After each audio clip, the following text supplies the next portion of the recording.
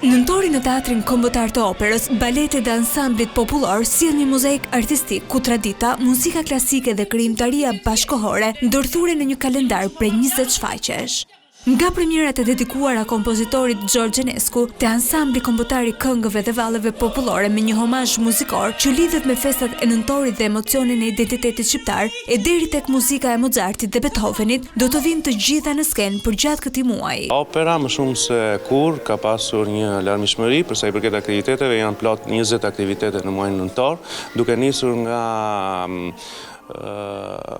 Qyteti i Pavarësisë, ku ansambli i këngëve dhe vallëve popullore do të zbresë në datën 28 në Teatrin Petro Marko, së bashku me korin e fëmijëve çek, që është një kor fantastik, të cilët vinë në datën 27 në qytetin e Vlorës dhe në datën 26 këtu në Teatrin Kombëtar të Operës dhe Baletit. Po ashtu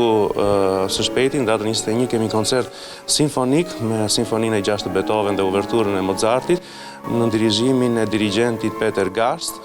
Por aktivitetet e organizuara nga opera do të shkojnë përtej skenës së teatrit. Aulonaqi rrëfen se synimi i tij mbetet gjithëpërfshirja e publikut, jo vetëm atij të kryeqytetit, duke çuar kështu produksionet në ture ndërqytetase.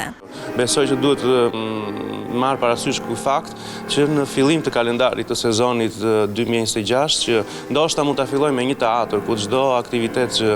zhvillohet në Teatrin Kombëtar të Operës së Baletit, nuk po flas për operat e mëdha sepse edhe kapacitetet nuk janë të tilla në shumë qytete, por në miniatura aktivitetet të zhvillohen ndoshta në një teatr, si mund të jetë një projekt i përbashkët, një kalendar sezonal gjysmë i përbashkët me një teatr dhe ndoshta më vonë me një teatr tjetër dhe tjetër, kështu që duke u ardhur dhe publikut me aq sa mundim.